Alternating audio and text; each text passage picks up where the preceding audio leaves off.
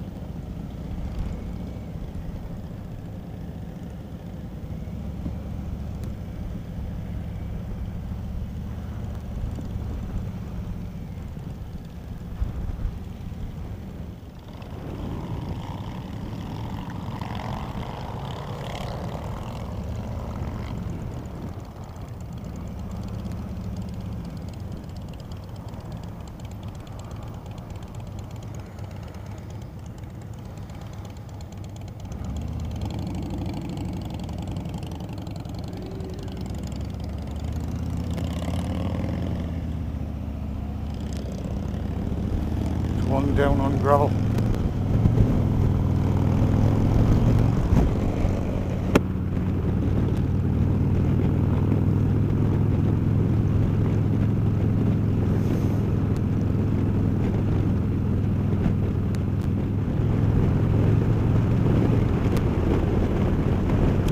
And this is the military road.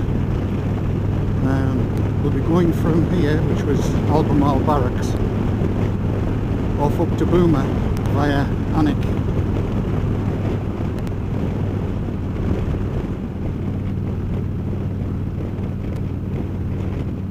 So having caught the pack up, it's rather pleasant now, sitting at a nice steady 50,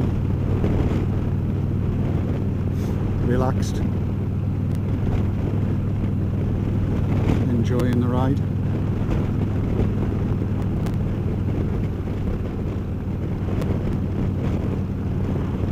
And at the moment there's only a car behind me. I don't know where the rest of the pack's at, I don't know how quickly they'll catch up.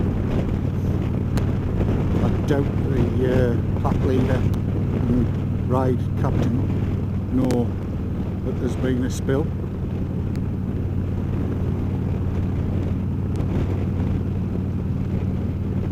Got my view.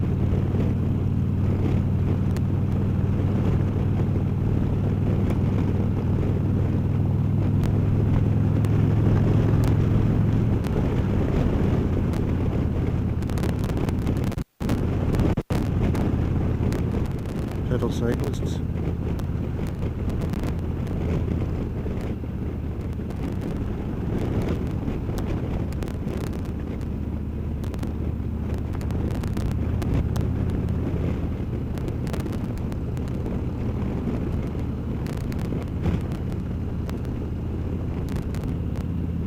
Feels strange being right at the back with apparently nobody behind me, although I know there's at least another 20-30 bikes.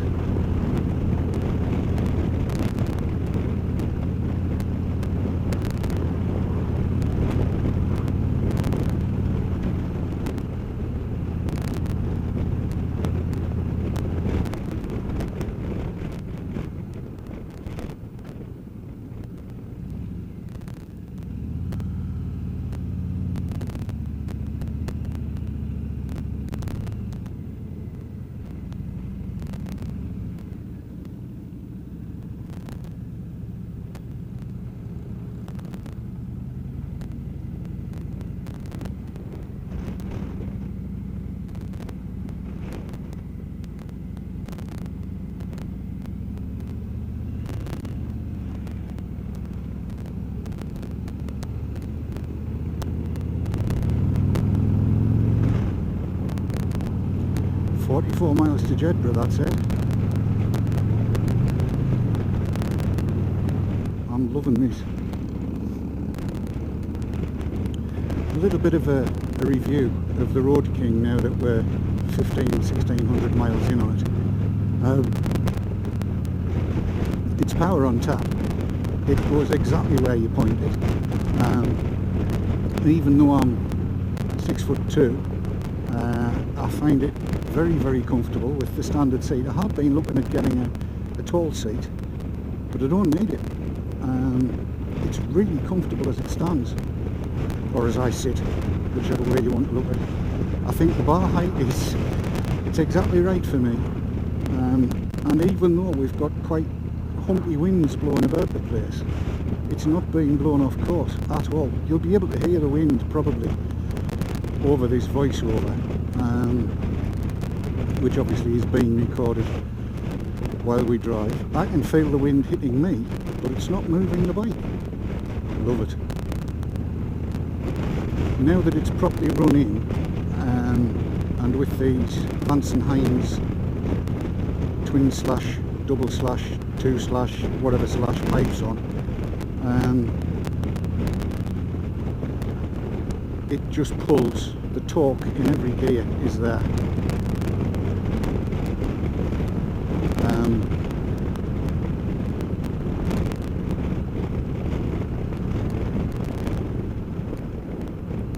The only criticism I've got is here. I've got to physically take my eyes off the road in order to see the speedo, which is why perhaps an Ultra might have been better, and might be on the horizon anyway. That's the only criticism I've got, and to be honest, it's minor. There is a gear selector indicator on there. I tend to have that running, because I'm not always sure of what gear I'm in, and this helmet that I wear, the Schubert C3 Pro, is so quiet that I can't always hear the engine note, which, given I've got louder pipes on, is really rather strange.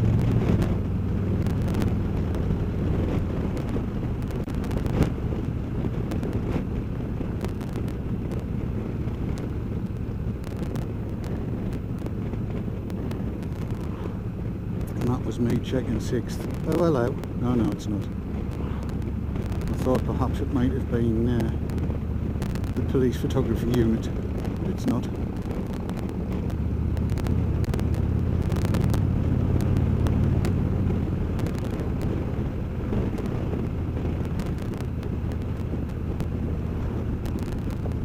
I do think it's very nice of them to go out and take your photograph while you're riding. I mean, everybody wants a photograph of themselves riding their favourite bike. I think they charge a little bit too much though. Could be an awful lot cheaper. Or alternatively just not do it at all.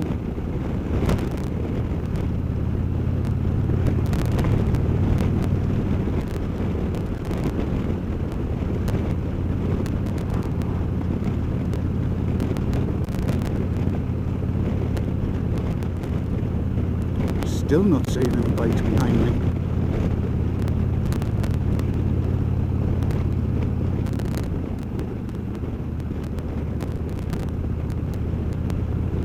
I hope she's okay.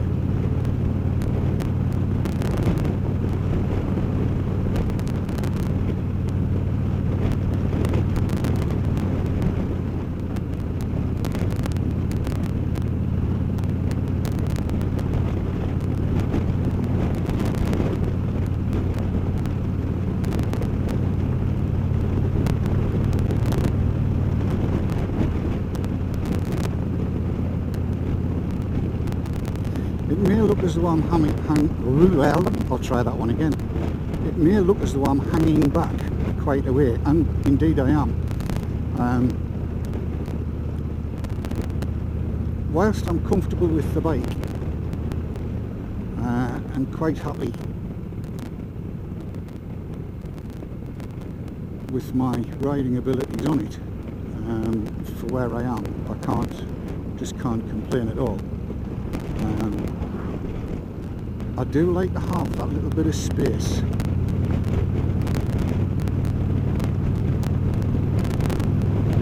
Might just be me, maybe I'm overcautious, I don't know. But given that in this scenario there's probably not going to be that many overtakes. I'm quite happy to leave space. I can't overtake the guy in front of me, because that's not the rules of the pack.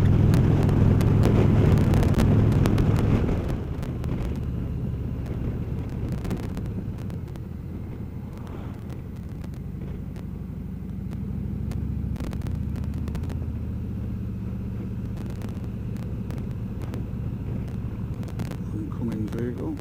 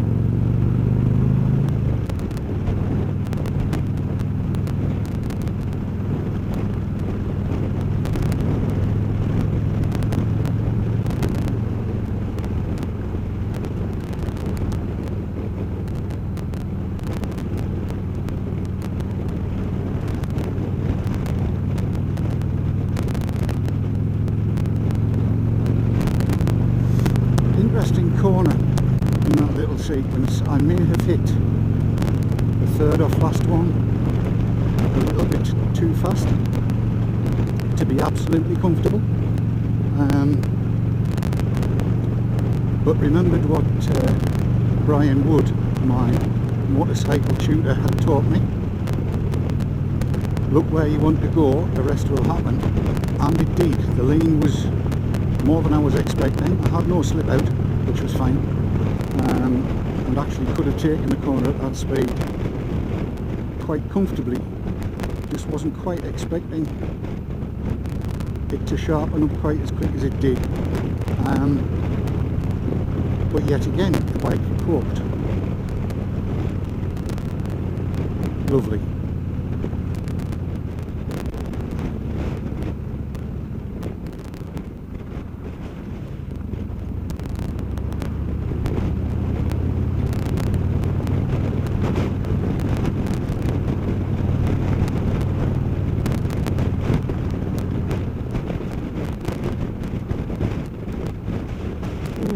Okay. Yes, quite surprising.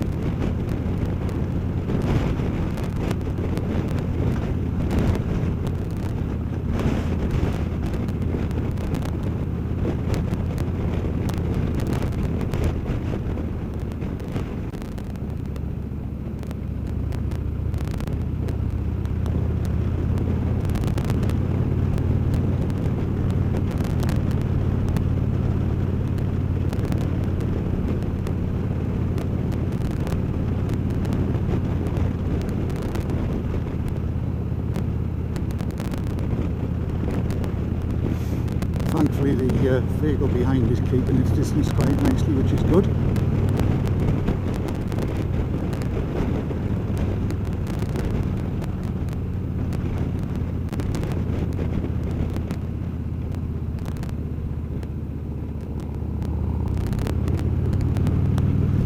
And the road widens out a bit.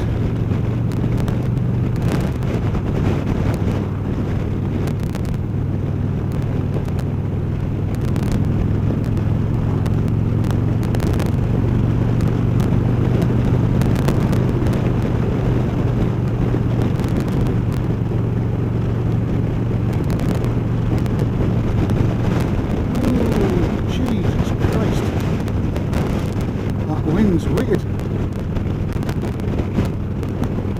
Don't you dare.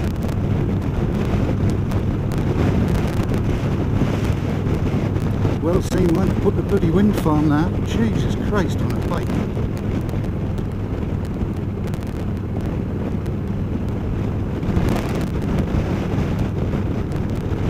Be behind us in a minute.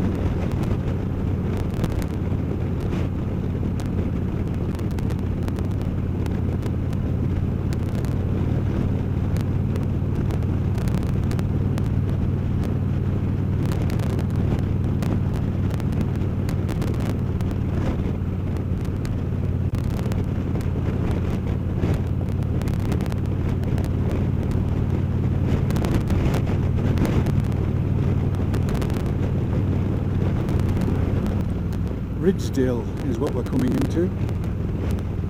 We have a bank.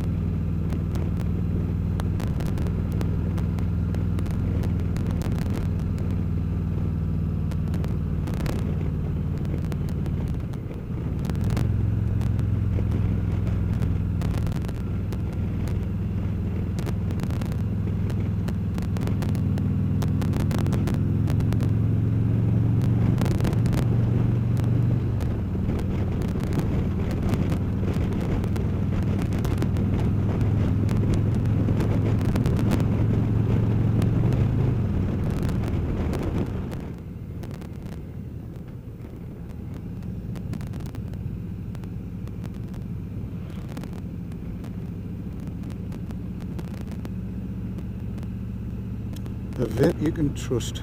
Get your vibe at govibe.com. British American Tobacco are going to corner the market with that, I think. So we're heading now towards Otterburn, which is 4 miles through Bellingham by the looks of it, or ish.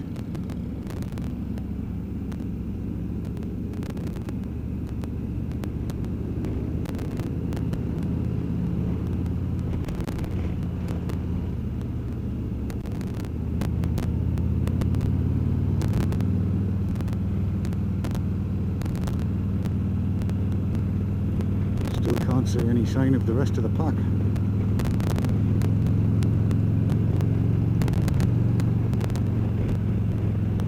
Ah, one's caught up.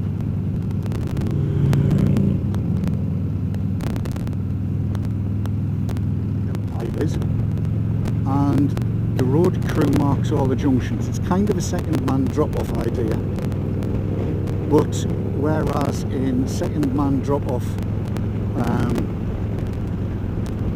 second man goes to the back, having marked the junction, and slots in front of the back marker, and then stays there.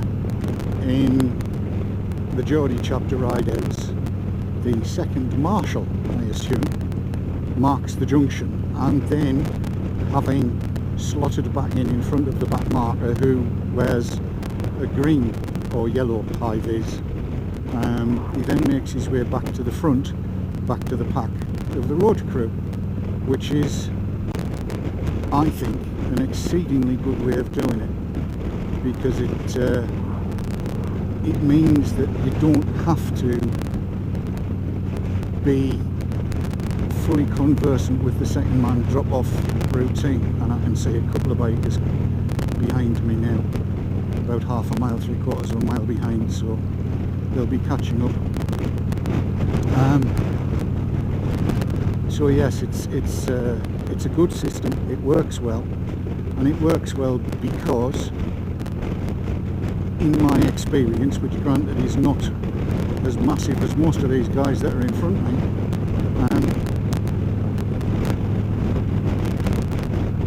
the ride leader, road chief, ride chief, boss man, whoever, doesn't go blatting along at the speed limit all the way. They keep it down so that the ride doesn't get too fragmented, or the pack doesn't get too fragmented, and the road crew can get back to the front without having to do anything stupid.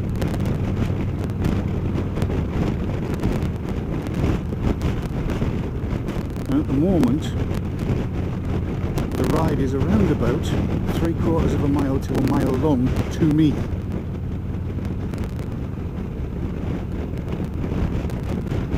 And obviously a lot longer to the back marker.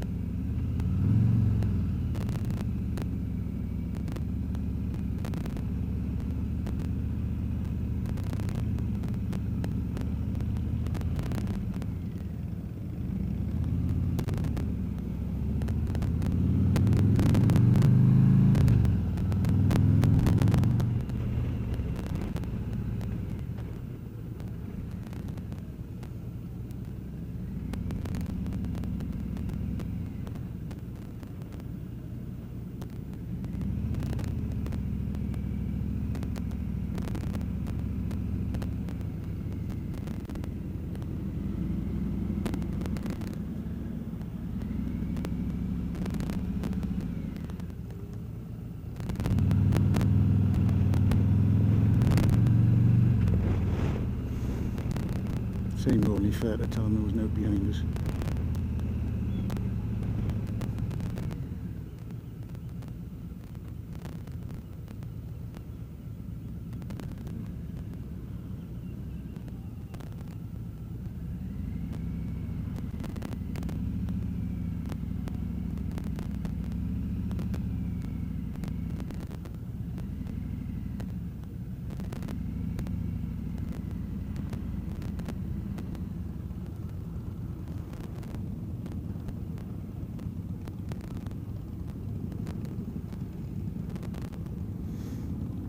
And they're catching up, lovely.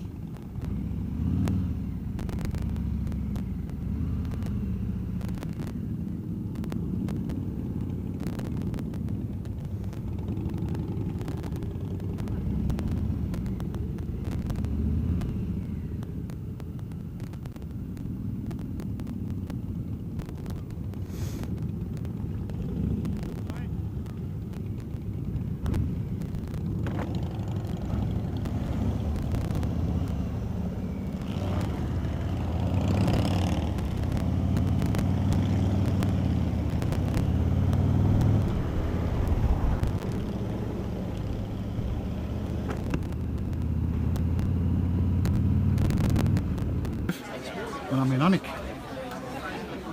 and out on the Harley Owners Group ABC charity ride. Who's that? Wish I could see. Spuds, hello Spuds. This is where it's all happening. We're parked up in Alnwick on the way up to Boulmer. There's something like, hang on, we'll ask the question. This is going out live. Fantastic. Yalries. Way aye. How many bikes have we got? I think we've got about 87 bikes and we've got about £500 now.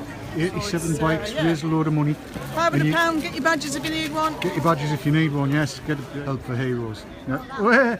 Oh, there's going to be an interview on this one. This is one of our road crew, and he's one of the guys that takes care of us and makes sure that we all get from where we started to where we're going. Has it gone, aside from one folly offy bit on the gravel, has it gone according to plan? I believe so, yes. Well, we've all got here except I believe somebody's come off. Yeah, that was down at Albemarle. Was it? Yeah, yeah. Ah, right. Just, you know, on that right, the right turn where the gravel was? Oh, yeah, yeah. Was that one down there? All right, is she all right? Yeah, she's fine. That's the main thing. I pulled up and made sure she was okay and then set away. Did everybody else just ride past? No. Paul stopped and there was somebody else. There was two, three folks helping. Any more than that and it would just be wrong. I always see it as a positive that we all get here safe and we don't get lost, especially him. Does John get lost, like? Well, I get lost, I fall off. Oh, you fall off? Fair enough. Go wrong. See, this is the thing, everybody reckons motorcycling's dangerous. Now, John is 22, and as you can see, it hasn't harmed him at all. Driving the cars also. It's marvellous. It's marvellous.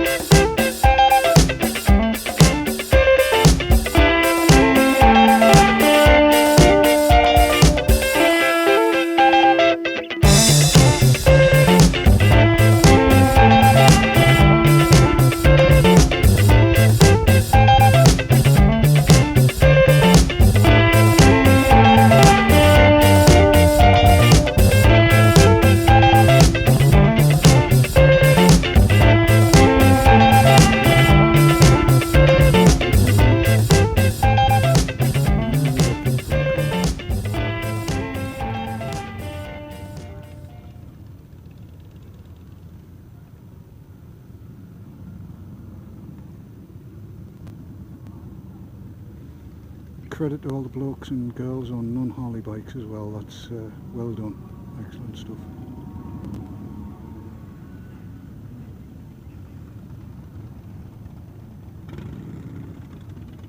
And here's the back marker, and we're in.